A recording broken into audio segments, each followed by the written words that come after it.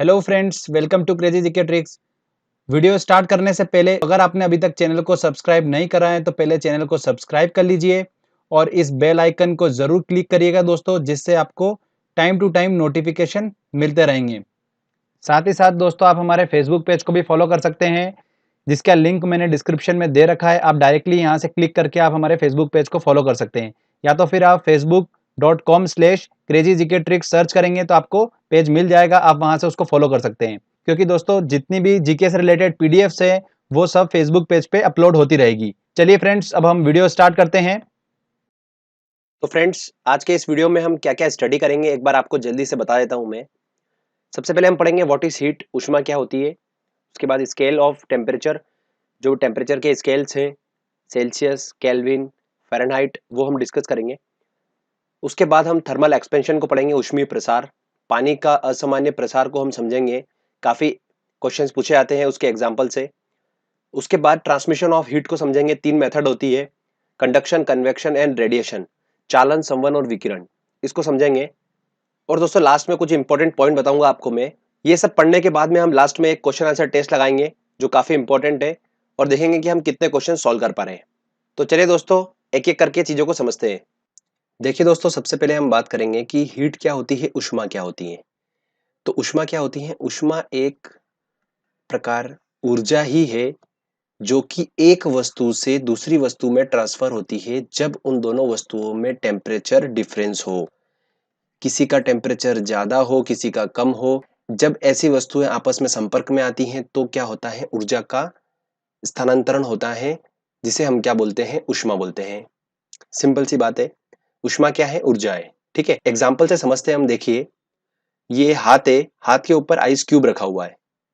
तो हाथ एक ऑब्जेक्ट है, आइस क्यूब एक ऑब्जेक्ट है। जब ये दोनों संपर्क में आए, जब ये दोनों मिले, तब हुआ क्या? हाथ के मॉलिक्यूल्स और आइस के मॉलिक्यूल्स में क्या चेंजेस हुए, ये हम देखते हैं। देखिए, थोड़ा सा मैं इसको आपको डायग्रामेटिकली बताता हूं। सपोज करते हैं कि ये दो ऑब्जेक्ट है, ये हाथ है और ये क्या है? आइस क्यूब है। हाथ के जो मॉलिक्यूल्स थे, ये मॉलिक्यूल्स जो है ये क्या कर रहे थे? काफी तेजी से ऑसिलेट कर रहे थे, क्योंकि हाथ का टेम्परेचर ज्यादा था। और जब भी किसी चीज, किसी पदार्थ का टेम्परेचर ज्यादा होता है, मतलब क्या होता है कि उसके मॉलिक्यूल्स जो हैं वो क्या करेंगे? ज्यादा तेजी से ऑसिलेट करेंगे। और दोस्तों आइस के जो मॉलिक्यूल्स हैं, उनका वाइब्रेशन जो है, उनका ऑसिलेशन जो है वो बिल्कुल माइनर है। बहुत ही कम वो क्या कर रहे हैं? ऑसिलेट कर रहे हैं आइस के मॉलिक्यूल्स। तो देखिए हो क्या रहा है यहाँ पर, जब मैंने हाथ को आइस क्यूब के संपर्क में जैसे लेके आया मैं, तो हुआ क्या? ये जो तेजी से ऑसिलेट कर रहे थे हाथ के मॉलिक्यूल्स, ये क्या हुआ? किसके संपर्क में आए? इस आइस के मॉलिक्यूल्स के संपर्क में आए। और आइस का मॉलिक्यूल जो है वो कम ऑसिलेट कर रहा था, बट इसके संपर्क में आया तो ये क्या हुआ? इसने अपनी काइनेटिक एनर्जी किसको दे दी? इस वाले मॉलिक्यूल को दे दी। तो इस वाले मॉलिक्यूल को जैसे काइनेटिक एनर्जी मिली, इसने क्या करा? ऑसिलेशन करना चालू कर दिया। ऐसे ही करके क्या हुआ? इसके संपर्क में ये पास वाला मॉलिक्यूल आया, जैसे ही इसने क्या करा? इस थोड़ी काइनेटिक एनर्जी इसको दी, इसके संपर्क में आया, इसके भी ऑसिलेशन क्या हो गया? बढ़ गया।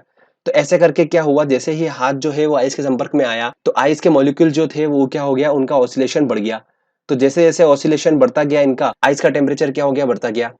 और हैंड का टेम्परेचर जो है वो कम होता गया। इसी वजह से एकदम से हमको क्या हुआ? ठंडक महसूस हुई हाथ में।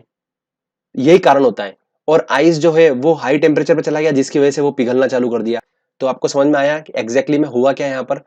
ठीक है। अब दोस्तों ध्यान से सुनिए, मैं आपको इंपॉर्टेंट पॉइंट बता रहा हूं कि ऊष्मा का मात्रक क्या होता है। ऊष्मा का मात्रक होता है जूल। ध्यान रखिएगा, वेरी इंपॉर्टेंट है। जूल इसका मात्रक होता है। एसआई पद्धति में बात करते हैं तो जूल होता है, सीजीएस पद्धति में बात करते हैं तो क्या होता है? कैलोरी होता है। ठीक है। और एक और इसका मात्रक होता है किलो कैलोरी। तो ये थोड़ा ध्यान रखिएगा। ओके। तो ये तीनों वेरी इंपॉर्टेंट है, एग्जाम में पूछ ले जाते हैं। एक और चीज ध्यान रखिए कि 1 जूल बराबर 0.24 कैलोरी होती है, और 1 कैलोरी बराबर कितना होता है? 4.18 जूल होता है। तो ये कुछ इंपॉर्टेंट फैक्ट्स हैं, आपको थोड़ा ध्यान रखना है। चलिए अब मैं आपको बताता हूं दोस्तों, स्केल्स ऑफ टेम्परेचर। टेम्परेचर काई काई में मेजर होता है, हम ये पहले समझते हैं। देखिए, स्केल्स ऑफ टेम्परेचर की बात करते हैं तो टेम्परेचर मेजर होता है सेल्सियस में, फ़ारेनहाइट में और केल्विन में। तो इन तीनों का आपस में एक रिलेशन है, एक फॉर्मूला है, ध्यान रखिए मैं आपको बताता हूँ। एग्जाम में क्वेश्चंस काफी बनते हैं इस फॉर्मूले से। C अपॉन में 5, C मतलब हम डिनोट करेंगे सेल्सियस को, फ़ारेनहाइट को F से डिनोट करेंगे और केल्विन को K से करेंगे। Okay, C/5 equal to F minus 32 upon में 9। ये सेल्सियस और फ़ारेनहाइट का आपस में रिलेशन है, इससे आप आराम से वैल्यू निकाल सकते हैं। अगर आपको सेल्सियस में कोई वैल्यू पता है तो आप फ़ारेनहाइट में उसकी वैल्यू निकाल सकते हैं। और अगर आपको केल्विन का देखना है तो देखिए दोस्तों, केल्विन इक्वल टू होता है 273 प्लस C। आपको ये ध्यान रखना है। तो ये दोनों फॉर्मूले वेरी इंपॉर्टेंट है, इनसे काफी क्वेश्चंस बनते हैं। एग्जाम में क्वेश्चन कैसे आता है? एग्जाम में क्वेश्चन ऐसे आ जाता है कि एक मानव है, उसका शरीर का तापमान कितना है? 70 डिग्री सेल्सियस है, तो फ़ारेनहाइट में कितना होगा ये पूछ लेते हैं। तो आप इस फॉर्मूले की हेल्प से आराम से आप सॉल्व कर सकते हैं। अब कुछ इंपॉर्टेंट पॉइंट्स आपको बता रहा हूं टेम्परेचर से रिलेटेड, ध्यान से सुनिए। सामान्य मनुष्य का जो तापमान होता है वो कितना होता है? 37 डिग्री सेल्सियस होता है। ध्यान रखिएगा, सेल्सियस में बात कर रहे हैं तो कितना होगा? सामान्य तापमान कितना होता है किसी मनुष्य का? 37 डिग्री सेल्सियस होता है। अगर इसको फ़ारेनहाइट में बात करें तो आप इस फॉर्मूले से निकाल सकते हैं, बाकी डायरेक्टली याद रखिएगा 98 डिग्री फ़ारेनहाइट होता है। और केल्विन की बात करें तो 37 को जैसे आप यहाँ C की जगह वैल्यू में रखेंगे यहाँ पर, तो 273 प्लस 37 मतलब होगा 310 केल्विन। तो आपको ये ध्यान रखना है, ठीक है? ये तीनों चीजें आपको ध्यान रखना है। अगर सेल्सियस में पूछे तो 37 डिग्री सेल्सियस होगा, 98 डिग्री फ़ारेनहाइट होगा और 310 केल्विन होगा। ये डायरेक्टली एग्जाम में क्वेश्चन पूछ लेते हैं। तो आपने टेम्परेचर की स्केल्स को भी समझ लिया अच्छे से। अब हम बात करते हैं थर्मल एक्सपेंशन की, ऊष्मीय प्रसार। ऊष्मीय प्रसार क्या होता है? चलिए मैं आपको थोड़ा बताता हूँ। जब भी हम कभी किसी सब्सटेंस मतलब पदार्थ को गर्म करते हैं तो क्या होता है? उस पदार्थ का आयतन जो होता है वो क्या होता है? बढ़ता है। वॉल्यूम जो होता है वो बढ़ जाता है। क्यों बढ़ता है? क्योंकि इसमें जो मॉलिक्यूल्स हैं उनके बीच की जो डिस्टेंस है वो बढ़ जाती है गर्म करने पर। वो तेजी से ऑसिलेट करना चालू कर देते हैं तो उनके बीच की डिस्टेंस बढ़ जाती है। तो ये नेचर जो होता है मैक्सिमम पदार्थ में पाया जाता है कि गर्म करने पर उनका आयतन क्या होता है? बढ़ता है। बट पानी के साथ में ऐसा कंडीशन नहीं है। पानी का कुछ अलग ही सीन होता है। देखिए पानी का क्या होता है मैं आपको थोड़ा बताता हूँ, चलिए। देखिए दोस्तों, पानी के साथ क्या होता है? जब हम पानी को गर्म करते हैं तो पानी का वॉल्यूम जो होता है बढ़ने की बजाय 4 डिग्री सेल्सियस तक पहले घटता है। तो 4 डिग्री सेल्सियस तक वॉल्यूम पहले घटा, उसके बाद फिर बढ़ना चालू करता है। ठीक है, जैसे ग्राफ में आपको समझ में आ रहा है। तो 4 डिग्री सेल्सियस पे पानी का वॉल्यूम जो होगा वो सबसे कम होगा, आयतन सबसे कम होगा। और दोस्तों डेंसिटी क्या होती है? डेंसिटी इक्वल टू, डेंसिटी मतलब घनत्व। घनत्व क्या होता है? डेंसिटी इक्वल टू होती है मास पर वॉल्यूम। ठीक है, मतलब वॉल्यूम अगर ज्यादा होगा तो डेंसिटी कम होगी। तो 4 डिग्री सेल्सियस पर अगर आयतन कम है, वॉल्यूम कम है, तो डेंसिटी यहाँ पर सबसे ज्यादा होगी। तो आपको ये ध्यान रखना है, ये कंडीशन आपको समझ में आना चाहिए। डेंसिटी मतलब होती है कितना भारीपन, कितना घनत्व ज्यादा है उसका, पानी का। वॉल्यूम मतलब होता है आयतन मतलब प्रसार। इतना आपको बस थोड़ा ध्यान रखना है, क्योंकि आने वाले एग्जाम्पल्स में आपको अगर ये चीज क्लियर नहीं है तो समझ में नहीं आएगा, इसलिए आपको थोड़ा समझना जरूरी है। ऐसे पानी के नेचर को हम क्या बोलते हैं? अनॉमलस एक्सपेंशन ऑफ वाटर बोलते हैं। क्या बोलते हैं? असामान्य प्रसार, पानी का असामान्य प्रसार। अब दोस्तों जो हमने पानी का नेचर पढ़ा उस पे बेस्ड कुछ एग्जाम्पल एग्जाम में पूछे जाते हैं। देखिए पहला एग्जाम्पल ये पूछा जाता है कि ठंडे प्रदेशों में तालाबों के जमने पर भी मछलियां जीवित रहती है, ऐसा क्यों होता है? तो इसका कारण मैं आपको बताता हूं। देखिए अभी थोड़ी देर पहले मैंने आपको बताया था, क्या बताया था? टेम्परेचर और वॉल्यूम का ग्राफ बताया था। ये वाला जो ग्राफ है ये है डेंसिटी और टेम्परेचर का ग्राफ। देखिए जैसे जैसे टेम्परेचर कम होता जा रहा है डेंसिटी बढ़ती जा रही है। देखिए यहाँ पर 10 डिग्री सेल्सियस से 8 डिग्री सेल्सियस अगर आया तो डेंसिटी बढ़ गई। 4 डिग्री सेल्सियस पर डेंसिटी सबसे ज्यादा है। क्यों? क्योंकि ऑब्वियस सी बात है, हमको पता है कि यहाँ पर आयतन जो होगा वो सबसे कम होगा। उसके बाद जैसे जैसे टेम्परेचर कम हो रहा है डेंसिटी जो है वो क्या होती जा रही है? कम होती जा रही है। ओके, और 0 डिग्री जो हमको पता है कि ये फ्रीजिंग पॉइंट होता है, पानी के जमने का पॉइंट होता है 0 डिग्री। और पानी उबलता किस पॉइंट पे है? 100 डिग्री सेल्सियस पे। तो देखिए यहाँ पर ऐसा क्यों होता है कि ठंडे प्रदेशों में तालाबों पे बर्फ जम जाती है फिर भी मछलियां जीवित रहती हैं? इसका कारण देखिए, जब वातावरण का टेम्परेचर 10 डिग्री सेल्सियस रहा, यहां चलते हैं अपन, तो पानी का टेम्परेचर भी धीरे धीरे 10 डिग्री सेल्सियस होना चालू हुआ। जैसे 8 डिग्री सेल्सियस हुआ पानी का टेम्परेचर, ठीक है, देखिए यहां पर पानी का टेम्परेचर 8 डिग्री सेल्सियस हुआ तो इसकी डेंसिटी ज्यादा हो गई। ऑब्वियस सी बात है, ऊपर वाली लेयर पानी की वातावरण के जल्दी कांटेक्ट में है, तो ऊपर वाले पोर्शन का टेम्परेचर जो है वो क्या हुआ, 8 डिग्री सेल्सियस हुआ, पानी की ऊपर वाली लेयर का। तो ये वातावरण के जल्दी कांटेक्ट में है, तो अब पहले टेम्परेचर क्या था, 10 डिग्री सेल्सियस था। तो 8 डिग्री सेल्सियस वाला जो पानी है उसका डेंसिटी ज्यादा है, मतलब घनत्व ज्यादा है, तो वो पानी, भारी पानी कहाँ आएगा, नीचे आएगा। और 10 डिग्री सेल्सियस वाला पानी जो है वो कहाँ जाएगा, हल्का पानी ऊपर जाएगा। और वो क्या होगा, वातावरण के कांटेक्ट में आकर वो भी 8 डिग्री सेल्सियस हो जाएगा। फिर धीरे धीरे टेम्परेचर ऐसे कम होता जाता है और कहां तक आ जाता है, 4 डिग्री सेल्सियस तक। अब 4 डिग्री सेल्सियस में कंडीशन क्या बनेगी, देखिए ऊपर वाली लेयर का टेम्परेचर क्या हो गया, 4 डिग्री सेल्सियस हो गया। ये हाई डेंसिटी वाला पानी जो है ये कहाँ आ गया, नीचे आ गया। और 5 डिग्री सेल्सियस वाला पानी जो रहा होगा नीचे, वो कहाँ चला गया, ऊपर चला गया। जब ये कांटेक्ट में आया तो ये 5 डिग्री सेल्सियस वाला भी पानी क्या हो गया, 4 डिग्री सेल्सियस वाला बन गया होगा। अब दोस्तों क्या हुआ, देखिए फिर टेम्परेचर जो है और कम हुआ, वातावरण का टेम्परेचर कितना आ गया, 3 डिग्री सेल्सियस पे आया। तो 3 डिग्री सेल्सियस पे आने के बाद क्या हुआ, डेंसिटी कम हो गई। तो ऊपर वाली लेयर का जो टेम्परेचर था वो 3 डिग्री सेल्सियस हो गया। पर 3 डिग्री सेल्सियस वाला जो पानी है इसकी डेंसिटी जो है वो कम है, किसके कंपैरिजन में, नीचे जो बैठा हुआ है 4 डिग्री सेल्सियस वाला पानी, उसके कंपैरिजन में। तो ये पानी नीचे तो नहीं बैठ सकेगा, ये ऊपर ही रहेगा। फिर क्या हुआ, वातावरण का टेम्परेचर 2 डिग्री सेल्सियस गया, तो ऊपर वाली लेयर का टेम्परेचर भी क्या हो गया, 2 डिग्री सेल्सियस हो गया। फिर वातावरण का टेम्परेचर 1 डिग्री सेल्सियस गया, तो ऊपर वाली लेयर का टेम्परेचर भी 1 डिग्री सेल्सियस गया। क्योंकि ऊपर वाली लेयर की डेंसिटी कम होती जा रही है, इसलिए वो नीचे नहीं आ पा रही है, पर नीचे जो है वो हाई डेंसिटी वाला पानी है, 4 डिग्री सेल्सियस वाला। फिर क्या हुआ, फाइनली वातावरण का टेम्परेचर क्या हो गया, 0 डिग्री सेल्सियस। ये तो पानी का फ्रीजिंग पॉइंट आ गया। तो ऊपर वाली लेयर जो थी उसका क्या था, टेम्परेचर 0 डिग्री सेल्सियस था, इसलिए वो जम गया। तो ऊपर ऊपर की लेयर जो है वो पूरी जम गई, बट पानी के अंदर से क्या है, पूरा अभी इसका टेम्परेचर ज्यादा है। और जो आइस होती है, ये आइस जो होती है ये होती है, ध्यान रखिएगा, उष्मा की कुचालक, मतलब टेम्परेचर को ये क्या करती है, बाहर नहीं जाने देती है। इस वजह से क्या है, अंदर का जो पानी है उसका टेम्परेचर 4 डिग्री सेल्सियस क्या होता है, मेंटेन रहता है। इस वजह से जो जो ठंडे प्रदेशों में जीव प्लांट होते हैं ना, ये जीवित रहते हैं। और ये काफी अच्छा भी है, जिस वजह से मछलियां, प्लांट, ये सब जो है ये सारे जीवित अवस्था में पाए जाते हैं। जो पानी का असामान्य प्रसार है, इसका पहला एग्जाम्पल हमने देख लिया। सेकंड एग्जाम्पल की तरफ चलते हैं। सेकंड एग्जाम्पल ये पूछा जाता है एग्जाम में कि ठंड के दिनों में पानी के पाइप अक्सर फट जाते हैं, ऐसा क्यों। ठंडे प्रदेशों में ठंड के समय में जो पानी के पाइप होते हैं वो अक्सर फट जाते हैं, ऐसा क्यों होता है, इसका कारण क्या है, देखिए मैं आपको बताता हूँ। पानी जो होता है वो क्या होता है, जमने पर पानी फैलता है। क्या नेचर होता है पानी का, कि ये जमेगा तो पानी फैलता है। आप अगर एक्सपेरिमेंट करना चाहते हैं तो आप कर सकते हैं। एक छोटे से कंटेनर में पानी लेकर आप फ्रीजर में रखिए, एक दिन बाद जब देखेंगे आप तो लेवल चेक करिएगा, पहले लेवल और उसके बाद के लेवल में, जमने के बाद के लेवल में आपको डिफरेंस दिखेगा। तो पानी जो होता है वो जमने पर फैलता है। और ठंडे प्रदेशों में क्या होता है, जब अक्सर पानी के पाइपलाइन में पानी जा रहा होता है तो वो ठंड के कारण जम जाता है, और जमने से क्या होता है, वो फैलता है, तो पानी के पाइप अक्सर क्या होते हैं, फट जाते हैं। तो सिंपल सा कारण है इसका कि पानी जो होता है वो जमने पर फैलता है, इस वजह से पानी के पाइप अक्सर फट जाते हैं। ठीक है, चलिए दोस्तों आगे अब हम बात करते हैं ट्रांसमिशन ऑफ हीट की। देखिए, मैंने स्टार्टिंग में आपको बताया हीट क्या होती है, एक ऊर्जा होती है जो कि एक वस्तु से दूसरी वस्तु में ट्रांसफर होती है।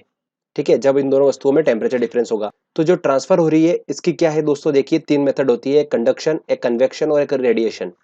चालन, संवहन और विकिरण। तो तीनों को समझते हैं हम क्या होता है, इन पे बेस्ड एग्जाम्पल जो है वो एग्जाम में काफी पूछे जाते हैं, तो अब ध्यान से इनको समझिएगा। सबसे पहले हम बात करते हैं कंडक्शन, चालन की। चालन की मेथड को समझने के लिए मैंने आपके सामने दो यहाँ पर बॉक्स बनाए हैं। इनको ऐसा इमेजिन करिए कि ये दो ऑब्जेक्ट हैं। एक बॉक्स का जो टेम्परेचर है, एक ऑब्जेक्ट का जो टेम्परेचर है वो कितना है, 100 डिग्री सेल्सियस है, और सेकंड वाले का कितना है, 10 डिग्री सेल्सियस है। ओके, अब देखिए जो 100 डिग्री सेल्सियस पे ऑब्जेक्ट है उसके ऑब्वियस सी बात है, मॉलिक्यूल जो होंगे वो काफी तेजी से ऑसिलेट करेंगे, तो यहाँ पर इनका ऑसिलेशन बहुत तेजी से हो रहा है। और 10 डिग्री सेल्सियस वाले मॉलिक्यूल जो होंगे वो क्या करेंगे, कम ऑसिलेट करेंगे। अब देखिए हो क्या रहा है, जब इनका कॉलिजन होता है, जब ये पास पास आते हैं, तब जो तेजी से ऑसिलेशन कर रहा था मॉलिक्यूल, वो अपनी काइनेटिक एनर्जी किसको दे देता है, जो कम ऑसिलेट करने वाले मॉलिक्यूल को दे देता है। तो इस मॉलिक्यूल की क्या होता है दोस्तों, देखिए ऑसिलेशन बढ़ जाता है। ठीक है, ऐसे इसने इसको दे दी तो क्या हो गया, इसका ऑसिलेशन बढ़ गया, इसका ऑसिलेशन बढ़ गया। तो ऑसिलेशन बढ़ने के बाद क्या होता है, जब इसके पास वाला अणु इसके कांटेक्ट में आता है तो इसका भी ऑसिलेशन बढ़ जाता है। ठीक है, अब अगर इस वाले मॉलिक्यूल ने इसको अपनी काइनेटिक एनर्जी दी है तो इसकी कम हो गई होगी, मतलब इसका टेम्परेचर जो हो गया ऑब्वियस सी बात है कम हो गया होगा। तो 100 डिग्री सेल्सियस वाले ऑब्जेक्ट का टेम्परेचर कम हो गया और 10 डिग्री सेल्सियस वाले ऑब्जेक्ट का टेम्परेचर बढ़ गया। और हीट ट्रांसफर कैसे हो गई, 100 डिग्री सेल्सियस वाले ऑब्जेक्ट से 10 डिग्री सेल्सियस वाले ऑब्जेक्ट की तरफ हीट ट्रांसफर हो गई। अब दोस्तों आपने इसमें एक चीज नोटिस करी होगी, हीट का ट्रांसफर जरूर हो गया पर मॉलिक्यूल ने अपना स्थान चेंज नहीं करा, सिर्फ अपने वाइब्रेशन ऑसिलेशन के थ्रू क्या करा, उसने अपनी हीट को ट्रांसफर कर दिया। जब हीट का ट्रांसफर इस तरीके से होता है जिसमें मॉलिक्यूल जो होता है वो अपना स्थान परिवर्तित नहीं करता है तो उसको हम क्या बोलते हैं, कंडक्शन बोलते हैं। समझ में आया आपको? जब हीट ट्रांसफर की ऐसी प्रोसेस जिसमें मॉलिक्यूल अणु अपना स्थान परिवर्तित नहीं करता है, उस प्रोसेस को क्या बोलते हैं, कंडक्शन बोलते हैं, चालन बोलते हैं। अब देखिए इसका एक एग्जांपल लेते हैं और उसको समझते हैं। दोस्तों अभी जो मैंने आपको प्रोसेस बताई है कंडक्शन की, चालन की, उस पे बेस्ड एग्जांपल एग्जाम में पूछा जाता है। तो एग्जांपल क्या पूछा जाता है, ठंड के दिनों में लोहे के गुटके और लकड़ी के गुटके को प्रातः काल में छूने पर लोहे का गुटका ज्यादा ठंडा महसूस होता है, ऐसा क्यों होता है?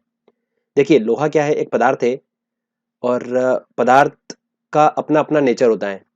तो इसको समझने से पहले मैं आपको थोड़ा सा कुछ इन्फॉर्मेशन देना चाहता हूँ कि पदार्थ का जो नेचर होता है वो 3 टाइप का होता है। तो कौन कौन सा होता है, चलिए मैं आपको बता देता हूँ। देखिए दोस्तों, जब कोई पदार्थ आसानी से हीट का ट्रांसमिशन होने देता है खुद में से, उसको हम क्या बोलते हैं, कंडक्टर बोलते हैं। जैसे पानी, मानव शरीर और पारा। पारा जो होता है वो सबसे ज्यादा ध्यान रखिएगा चालक है, मतलब वेरी गुड कंडक्टर है पारा। बेड कंडक्टर की बात करते हैं, कुचालक की, मतलब वो पदार्थ जो अपने में से हीट का सरलता से ट्रांसमिशन नहीं होने देते हैं, जैसे लकड़ी, कांच, हवा और रबर। थर्मल इंसुलेटर की बात करते हैं तो ऐसे पदार्थ जो अपने में से हीट का ट्रांसमिशन नहीं होने देते हैं बिल्कुल भी, उसको क्या बोलते हैं हम, उष्मारोधी, मतलब थर्मल इंसुलेटर बोलते हैं। जैसे एग्जांपल एबोनाइट। ठीक है, तो पदार्थ की क्या होती है, 3 नेचर होती है, या तो वो कंडक्टर होगा, या तो बेड कंडक्टर होगा, या तो वो क्या होगा, थर्मल इंसुलेटर होगा। ठीक है, तो चलिए अब हम चलते हैं वापस उसी एग्जाम्पल पे जो हम समझ रहे थे। देखिए बात हो रही थी कि लोहे के गुटकों को टच करने पर ज्यादा ठंडा महसूस होता है, ऐसा क्यों? तो लोहे का जो गुटका होता है ये क्या करता है, उष्मा को अच्छे से अवशोषित कर लेता है, मतलब ये क्या है, अच्छा चालक है उष्मा का। ओके, इसलिए क्या होता है जब भी हम इसको टच करते हैं तो जैसे हम टच करते हैं तो हमारे हाथ की उष्मा को जल्दी से क्या करता है, अवशोषित कर लेता है। इस वजह से क्या होता है, ये ठंड के दिनों में ये लोहे का गुटका लकड़ी के कंपैरिजन में ज्यादा ठंडा महसूस होता है। हाथ के मॉलिक्यूल जो होंगे वो पहले तेजी से ऑसिलेट कर रहे होंगे क्योंकि हाथ का टेम्परेचर ज्यादा है। ठीक है, लोहे का टेम्परेचर कम है तो हाथ का टेम्परेचर जो है एकदम से क्या होगा, कम होगा, तो हमें एकदम से क्या होगा, ठंडक महसूस हो जाएगी। काफी इंपॉर्टेंट एग्जाम्पल है ये, तो आपको समझ में आया होगा। चलिए आगे चलते हैं हम और दूसरी मेथड को समझते हैं, कन्वेक्शन। देखिए अगली मेथड है वो क्या है, कन्वेक्शन। दोस्तों जैसा कि आप डायग्राम में देख रहे होंगे ये मोमबत्ती है, तो इसकी जो ये आग है इसके आसपास जो एयर के मॉलिक्यूल होंगे, ये एयर के मॉलिक्यूल क्या करेंगे, गर्म होकर हल्के हो जाएंगे, और हल्के होकर क्या करेंगे, ये मॉलिक्यूल ऊपर उठेंगे। तो ये मॉलिक्यूल ऊपर जाएंगे और हमारे हाथ को टच होंगे। चूंकि ये हल्के होकर गर्म हो गए हैं इसलिए हमारे हाथ को जब टच होंगे तो हमें हाथ क्या होगा, एकदम से गर्माहट महसूस होगी हाथ में। तो इस प्रोसेस को हम क्या बोलते हैं, संवहन बोलते हैं, कन्वेक्शन बोलते हैं। अब दोस्तों आपने डिफरेंस देखा होगा कि चालन और संवहन में डिफरेंस क्या है, कंडक्शन और कन्वेक्शन में डिफरेंस क्या है। डिफरेंस ये है कि उसमें मॉलिक्यूल जो है वो अपना स्थान परिवर्तित नहीं कर रहा था, किसमें, कंडक्शन में। बट कन्वेक्शन में क्या हो रहा है कि मॉलिक्यूल जो है वो अपना स्थान परिवर्तित कर रहा है। देखिए यहाँ का मॉलिक्यूल जो एयर मॉलिक्यूल है वो हल्का होकर ऊपर उठा और ऊपर जाके हाथ को टच हुआ, जिससे हमारा हाथ पे क्या, गर्माहट महसूस हुई। ठीक है, तो देखिए यहाँ पर मॉलिक्यूल जो है वो एक स्थान से दूसरे स्थान गया, पर कंडक्शन में मॉलिक्यूल अपना स्थान परिवर्तित नहीं करता है। तो जब मॉलिक्यूल अपना स्थान परिवर्तित करता है और हीट का ट्रांसफर होता है उसको हम क्या बोलते हैं, कन्वेक्शन बोलते हैं। ध्यान रखिएगा काफी इंपॉर्टेंट मेथड है ये। इसका एग्जांपल हम देखते हैं। देखिए तो एग्जांपल ये पूछा जाता है कि रेफ्रिजरेटर में फ्रीजर पेटिका को ऊपर रखा जाता है, ऐसा क्यों? इसका कारण बताता हूं आपको मैं। देखिए, इसका कारण यह है कि नीचे की जो गर्म हवा होती है, ठीक है, ये क्या करती है, हल्की होकर ऊपर उठती है और फ्रीजर पेटिका से टकराती है। टकराने के बाद ये हवा जो होती है ठंडी हो जाती है और वापस कहाँ आती है, नीचे आ जाती है। इस वजह से क्या होता है कि जो रेफ्रिजरेटर में रखी वस्तुएं जो होती है वो क्या होती है, ठंडी रहती है। तो गर्म हवा ऊपर जाती है, फ्रीजर पेटिका से टकराती है और ठंडी होकर नीचे आ जाती है, इसीलिए इसको ऊपर रखा जाता है। सिंपल सा इतना सा कारण था इसका। तो इसमें क्या हो रहा है, वही गर्म हवा क्या हो रही है, उसके मॉलिक्यूल क्या हो रहे हैं, ऊपर आ रहे हैं और टकरा कर क्या हो रहे हैं, वापस नीचे जा रहे हैं। तो ये कंसेप्ट जो है वो किसका है, कन्वेक्शन का है। ठीक है फ्रेंड्स, आई होप आपको समझ में आया होगा। दोस्तों अब बात करते हैं हम रेडिएशन मेथड की, विकिरण मेथड की। जैसे नाम से स्पष्ट है, विकिरण मतलब हमको तरंग का हल्का हल्का यहाँ पर साउंड आ रहा है। अब देखिए, समझते हैं इसको क्या होता है। जैसे हमने अभी पढ़ा कंडक्शन और कन्वेक्शन, तो उसमें हमको क्या हो रहा था, ऊष्मा का संचरण के लिए मीडियम रिक्वायर्ड हो रहा था, ठीक है। बट यहाँ पर मीडियम रिक्वायर्ड नहीं है, पहली बात तो। और यहाँ पर इस विकिरण की प्रोसेस में जो ऊष्मा का संचरण होता है वो किस माध्यम से होता है, तरंगों के माध्यम से होता है, ठीक है। इसका सबसे अच्छा एग्जाम्पल अपन देख सकते हैं कि पृथ्वी तक सन की जो हीट आती है वो रेडिएशन मेथड के थ्रू ही आती है। ओके, तो इससे आप अच्छे से समझ सकते हैं इसको। तो जस्ट इतना सा ही है। इसके कुछ एग्जाम्पल एग्जाम में पूछे जाते हैं, वो एग्जाम्पल मैं आपको बता देता हूं। देखिए, एग्जाम्पल ये पूछा जाता है कि रेगिस्तान दिन में बहुत गर्म तथा रात में बहुत ठंडा हो जाता है, ऐसा क्यों होता है। इसका सिर्फ सिंपल सा कारण है कि जो रेत होती है ये ऊष्मा का अच्छा अवशोषक होता है। मतलब उसको अच्छे से क्या करती है, ये ऑब्जॉर्व कर लेती है, किसको, हीट को, ऊष्मा को। और जो अच्छा ऊष्मा का अवशोषक होता है वो उतना अच्छा ही उत्सर्जक होता है। तो जब दिन में सूर्य की ऊष्मा आती है तो रेत क्या करती है, उनको अच्छे से ऊष्मा को अवशोषित कर लेती है और रात में क्या करती है, ये ऊष्मा को विकिरण द्वारा खोकर ठंडी हो जाती है। इस वजह से क्या होता है, रेगिस्तान दिन में बहुत गर्म तथा रात में बहुत ठंडे होते हैं। दोस्तों अब मैं आपको कुछ इंपॉर्टेंट पॉइंट्स बता रहा हूं जो एग्जाम में क्वेश्चंस बन रहे हैं बार बार, तो आप इन क्वेश्चंस को थोड़ा ध्यान से देखिएगा। चलिए मैं आपको बताता हूं। पहला पॉइंट ये है कि प्रेशर कुकर में चावल जल्दी पकता है, ऐसा क्यों। तो प्रेशर कुकर में चावल जल्दी पकने का कारण क्या है। देखिए, प्रेशर कुकर में प्रेशर प्रेशर की बात आएगी, ऑब्वियस सी बात है। तो प्रेशर बढ़ा रहे हैं हम, तो प्रेशर जैसे बढ़ाएंगे हम तो जो पानी है उसके अंदर उसका बॉइलिंग पॉइंट जो है वो क्या हो जाएगा, बढ़ जाएगा। मतलब क्वथनांक बढ़ जाता है पानी का, और पानी का क्वथनांक बढ़ जाता है। इस वजह से क्या होता है, चावल जो होते हैं वो जल्दी पक जाते हैं। सिंपल सा ये लॉजिक है इसके पीछे, और बार बार एग्जाम में क्वेश्चन पूछा जाता है ये वाला। तो आप प्लीज गलत मत करिएगा इस क्वेश्चन को।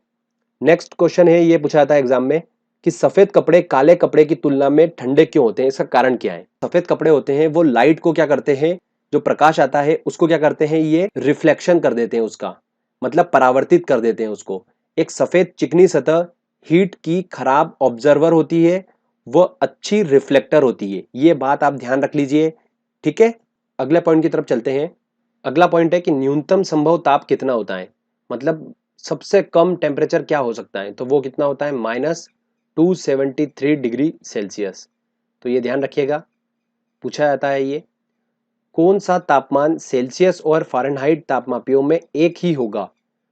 तो जो मैंने आपको फॉर्मूला बताया था, ध्यान रखिएगा, -40 डिग्री सेल्सियस जो होता है ये फ़ारेनहाइट में भी वही होगा, ठीक है। तो जब आप ये वाला -40 डिग्री सेल्सियस अगर रख के देखेंगे तो फ़ारेनहाइट में भी आपको वैल्यू क्या मिलेगी, -40 डिग्री सेल्सियस ही मिलेगी। तो ये ध्यान रखिएगा, कौन सा तापमान सेल्सियस और फ़ारेनहाइट तापमापियों में एक ही होगा, वो -40 डिग्री सेल्सियस होता है। ओके, तो ये कुछ इंपॉर्टेंट पॉइंट्स थे जो मैंने आपको बताए हैं। तो यहाँ पर हमारा ये टॉपिक जो है लेक्चर खत्म होता है। अब हम चलते हैं टेस्ट की तरफ, और जो भी हमने अच्छे से पढ़ा है और देखते हैं कि दोस्तों हम कितने क्वेश्चंस को सॉल्व कर पा रहे हैं। चलिए दोस्तों टेस्ट लगाते हैं। क्वेश्चन ये है पहला कि निम्न में से कौन सा ऊष्मा की यूनिट है। देखिए, ऊष्मा की यूनिट क्या है, जूल है, तो इसका आंसर क्या लगेगा, डी आंसर। अगला क्वेश्चन है न्यूनतम संभव ताप है, कितना है, -273 डिग्री सेल्सियस, तो यही होगा इसका आंसर। अगला क्वेश्चन है जब बर्फ पिघलती है तब क्या होता है। जब बर्फ पिघलती है तो ध्यान रखिए, देखिए 0 डिग्री सेल्सियस से मैंने आपको बताया था ग्राफ क्या हो रहा था, ये 0 डिग्री सेल्सियस फ्रीजिंग पॉइंट है। जैसे जैसे बर्फ का टेम्परेचर बढ़ेगा, पानी का टेम्परेचर बढ़ेगा, आयतन क्या होगा, घटेगा, फिर बढ़ेगा। तो आयतन क्या होता है, घटता है। तो इसका आंसर क्या होगा, बी आंसर होगा। काफी इंपॉर्टेंट क्वेश्चन है दोस्तों, ध्यान रखिए, ये सब एग्जाम में पूछे जाते हैं बार बार। अगला क्वेश्चन है, कितना तापमान होने पर पाठ्यांक सेल्सियस और फ़ारेनहाइट तापमापियों में एक ही होंगे? तो -40 डिग्री सेल्सियस पे मैंने आपको बताया था। तो इसका आंसर क्या होगा, ए आंसर होगा। धातु की चायदानियों में लकड़ी के हैंडल क्यों लगे होते हैं? लकड़ी के हैंडल इसलिए यूज होते हैं क्योंकि लकड़ी जो होती है वो क्या होती है, ऊष्मा की कूच अलग होती है, बेड कंडक्टर होती है।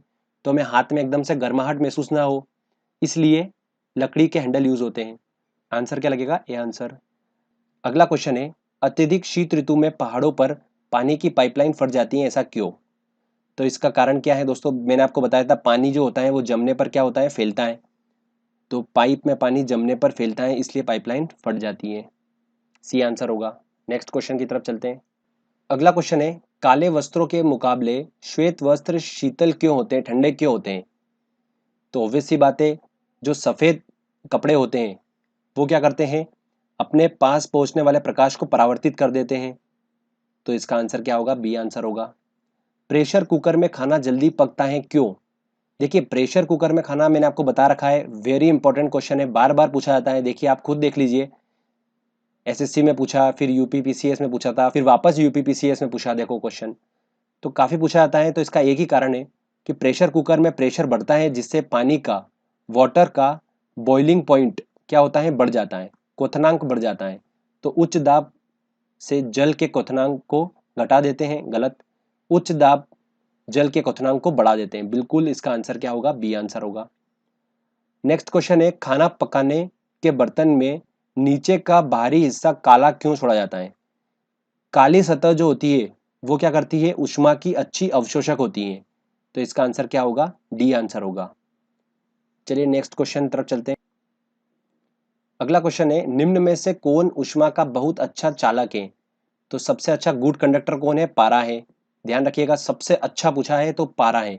पानी भी होता है बट पारा पानी से ज्यादा अच्छा चालक है, ठीक है। अगला क्वेश्चन है, केल्विन मान से मानव शरीर का सामान्य ताप क्या होता है? तो मानव शरीर का सामान्य ताप डिग्री सेल्सियस में पूछे तो 37 होता है, 98 डिग्री फ़ारेनहाइट होता है और 310 केल्विन होता है। तो इसका आंसर क्या लगेगा, डी आंसर लगेगा। ऊष्मा के संचरण की विधि है, चालन, संवहन, विकिरण, उपयुक्त तो सभी है। तो इसका आंसर क्या होगा, डी आंसर होगा। अगला क्वेश्चन है, काफी इंपॉर्टेंट क्वेश्चन है दोस्तों, मिट्टी के घड़े में निम्न में से किस क्रिया के कारण जल ठंडा रहता है? देखिए, मिट्टी का घड़ा है, इसको ऐसे समझिए, इसकी जो दीवारें होती है, इन दीवारों में क्या होता है, असंख्य सूक्ष्म छिद्र होते हैं, बहुत छोटे छोटे छिद्र होते हैं। इन छिद्रों से पानी जो होता है वो रिसता है, जिस कारण घड़े की सतह पर हमेशा क्या होती है, गीलापन हमको दिखाई देता है। जो इसकी सतह होती है इस पे हमको गीलापन दिखाई देता है। छिद्रों से निकलने वाला पानी जो होता है का वाष्पोत्सर्जन हो जाता है इसकी सरफेस पर, बाहरी सरफेस पे, और जिस सरफेस पे इसका वाष्पोत्सर्जन होता है, ठीक है, वेपराइजेशन हो जाता है, वो सतह क्या हो जाती है, ठंडी हो जाती है, और ठंडी हो गई मतलब टेम्परेचर गिर गया उसका। यही इसका क्या होता है, लॉजिक होता है। तो वाष्पीकरण के कारण जो होता है, जल जो होता है वो ठंडा होता है। तो ये उसका लॉजिक है। तो आप ध्यान रखिएगा, एग्जाम में पूछा जाता है क्वेश्चन, ये मिट्टी के घड़े में निम्न में से किस क्रिया के कारण जल ठंडा रहता है? तो वाष्पीकरण है।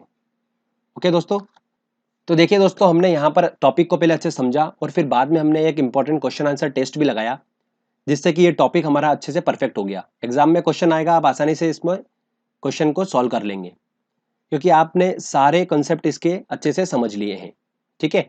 हीट के टॉपिक से इससे आउट क्वेश्चन जाना पॉसिबल नहीं है, क्योंकि हमने ऑलमोस्ट सारा कवर कर लिया है और टेस्ट भी लगा लिया अच्छे से। तो फ्रेंड्स, अगर आपको ये वीडियो अच्छा लगा है तो जल्दी से इस वीडियो को लाइक करिए, दोस्तों के साथ शेयर करिए और कमेंट करके बताइए आपको वीडियो कैसा लगा।